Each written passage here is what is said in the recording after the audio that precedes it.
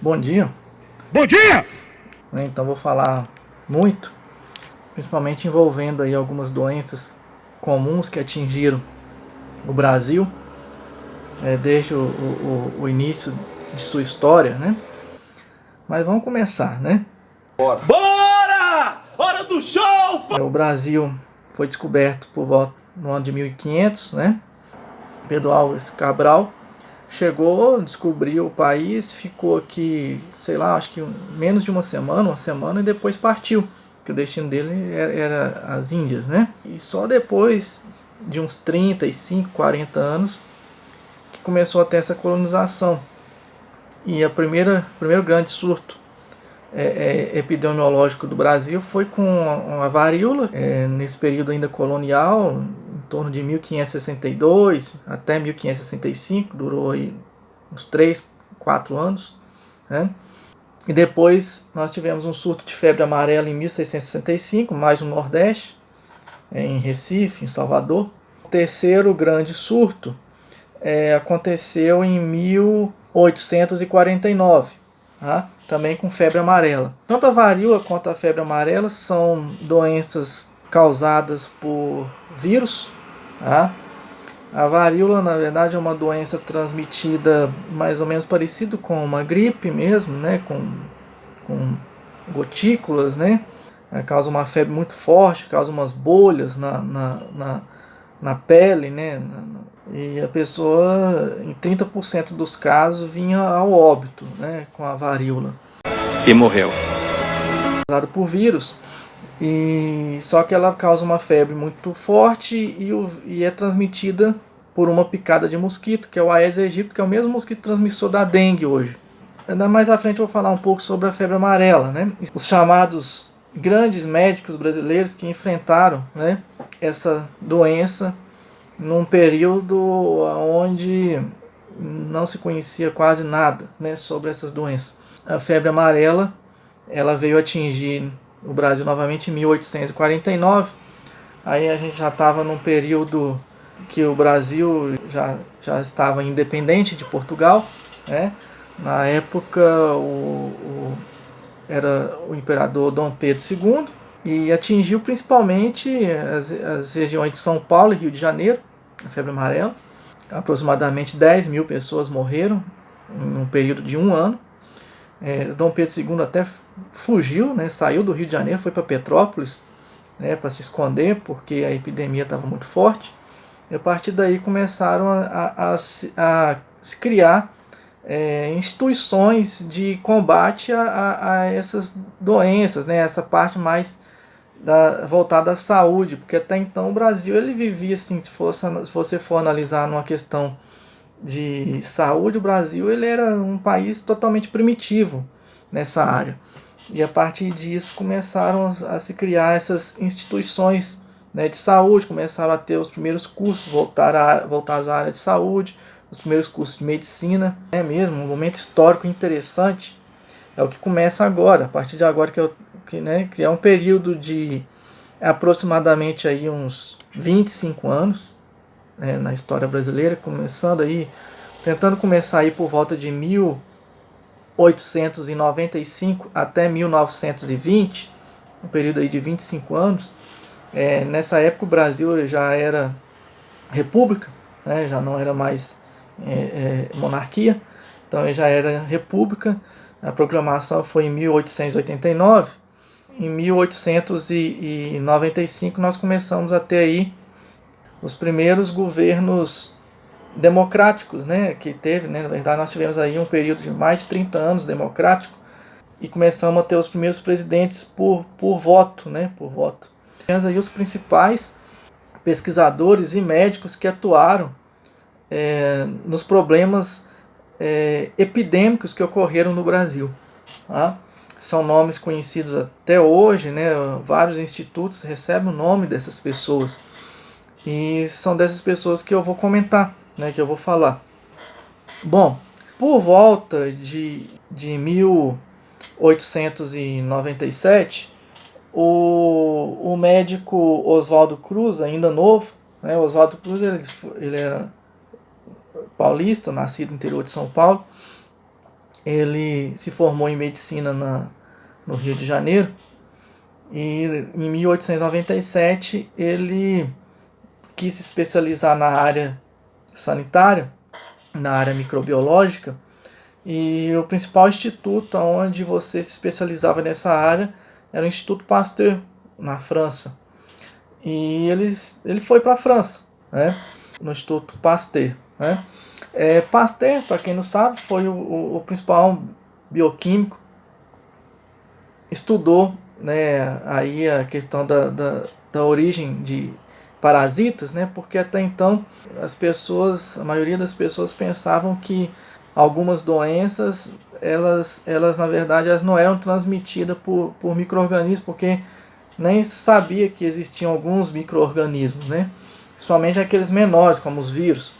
E pensava-se que muitas dessas doenças que acometiam as pessoas era coisa de maldição, era coisa sobrenatural, entendeu? O próprio nome malária, né, vem do latim, significa malária, né, que na Itália, na época medieval, as pessoas que viviam nas regiões próximas a pântanos, então ficavam doentes, começavam a ter febre e tal, e então eles diziam que aquele ar que circulava por cima dos pântanos era um ar que vinha direto do inferno, era um ar do mal, né? Então eles falavam assim, é um malária, é um ar do mal, né? Um ar demoníaco, então ficou o nome malária, né? E somente depois de algum tempo foi se descobrir que a malária é transmitida por picada do mosquito, o anófeles, né? Que se reproduz na água, né? Também. Voltando ao Dr. Oswaldo Cruz, ele foi para a França, no Instituto Pasteur, né? Nessa época, ele foi em 1897, o Louis Pasteur, ele faleceu em 1895, ou seja, 2 anos antes, então ele nem chegou a conhecer o Pasteur, né? O Pasteur teve uma grande importância, né? O Pasteur, na verdade, ele bebeu um pouco na fonte aí do Edward Jenner, né? Com relação à questão da vacina, né? Claro que quem deu o nome à vacina e foi o primeiro a fazer a experimentação da vacina foi Edward Jenner, na Inglaterra, em 1796. 100 anos antes, inclusive, dessa época. Faz tempo. O que o Edward Jenner fazia? Ele percebeu que a varíola humana matava muitas pessoas, né? Muitas ficavam doentes por causa da varíola, e existia uma forma de varíola que dava em bovinos, né? E ele pegou ali que dá umas bolhas, né, a varíola, então ele pegou ali um pouquinho daquele material, né, infeccionado da vaca e aplicou em algumas crianças, entendeu? E ele percebeu que essas crianças, como era uma forma atenuada, né, essas crianças não adoeciam. E depois, quando essas crianças elas eram colocadas em contato com pessoas que estavam doentes, né, elas também não adoeciam. Por quê? Porque elas já tinham desenvolvido os anticorpos no seu corpo. Então foi a primeira forma de vacinação que aconteceu no mundo. Isso em 1796, na Inglaterra. E daí que veio o nome vacina, que vem do nome vaca, né? Vacina vem do nome vaca, né? E Louis Pasteur, como ele fazia vários experimentos, ele chegou a fazer um experimento primeiro com aves, né? Com galinhas que ele criava lá no fundo lá do seu laboratório mesmo, e existia um tipo de bactéria que causava um tipo de febre, era um antraz aviário, né, que era um problema que dava uma febre muito forte, dava um tipo de diarreia muito forte, a ave vinha a morrer. Então ele pegou, por exemplo, ele conseguiu pegar essa bactéria na forma atenuada e aplicar numa galinha saudável. Na verdade, ele fez esse experimento, né? E ele inoculou lá 2 galinhas, por um acaso, com a forma atenuada dessa bactéria, e essas galinhas elas não vieram a morrer, não vieram a adoecer, né? E logo depois ele pegou a bactéria mesmo e aplicou num grupo de galinhas maior, que estavam saudáveis, incluindo essas duas que ele já havia inoculado antes, a forma atenuada da bactéria, e ele percebeu que de todas as galinhas que ele aplicou, todas vieram a morrer, exceto essas duas, que ele tinha feito o teste com a forma atenuada. Quer dizer, então aí ele começou a elaborar as primeiras vacinas, principalmente para os animais domésticos, né? Vacina para gado, vacina para ovelha, né? Para esses animais que eram criados na Europa para consumo, né? Para consumo humano. E ele deixou um discípulo, né? O Pasteur deixou um discípulo, foi um aluno dele que ficou tomando conta do seu instituto. Na verdade, ele era o diretor do seu instituto na época que Oswaldo Cruz chegou lá. E essa pessoa também tinha todo esse conhecimento embarcado, e o nome dele era Émile Roux. E Émile Roux passou o conhecimento que ele tinha para o Dr. Oswaldo Cruz, que o Dr. Oswaldo Cruz ficou lá 2 anos fazendo essa, vamos dizer, essa especialização, né?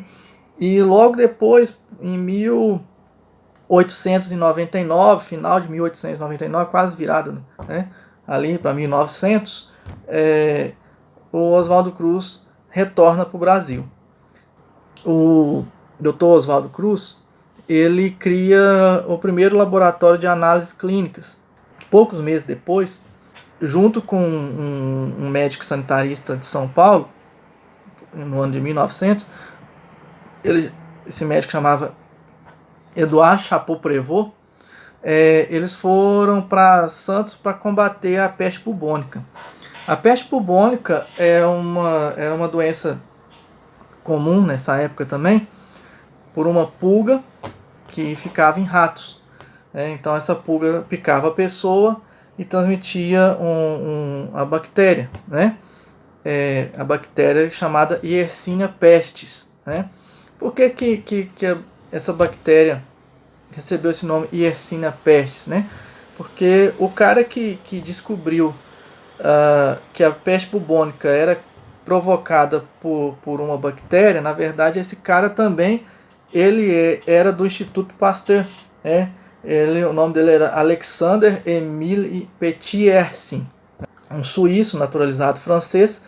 E em 1894, um ano antes do Pasteur falecer, ele foi enviado para a região asiática, porque estava tendo muita gente morrendo de peste bubônica, para ele, né, ir lá e estudar e ver o que estava acontecendo, né, e tentar combater isso aí.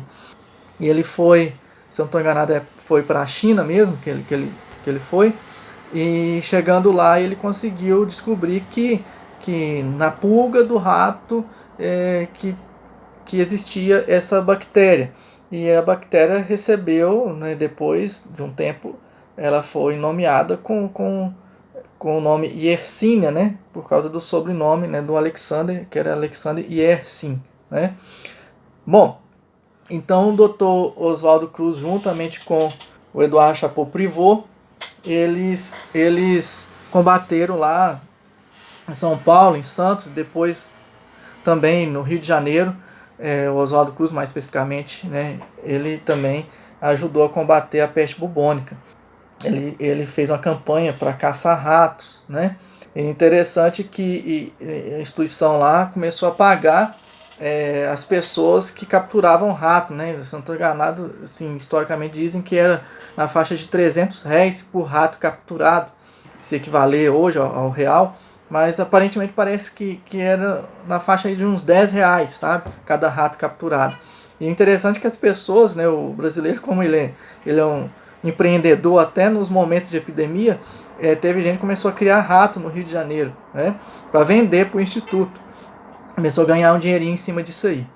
Bom, gente, o vídeo está ficando muito longo, eu vou parar agora e a gente continua a história no próximo vídeo, na parte 2.